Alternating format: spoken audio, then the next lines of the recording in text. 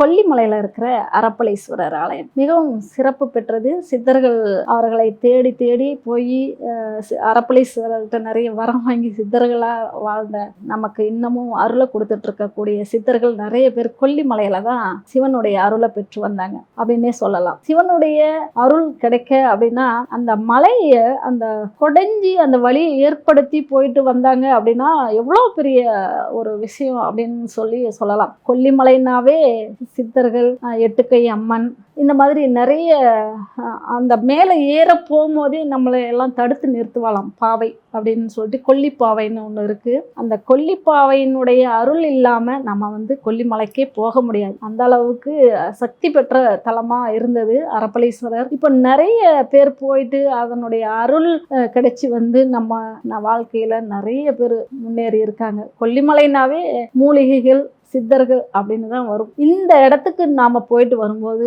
அந்த மூலிகை காற்றும் சிவனுடைய அருளும் நமக்கு கிடைச்சி நம்மளுடைய உடம்புல இருக்கிற அத்தனை நெகட்டிவும் போயிடும். சரிங்களா?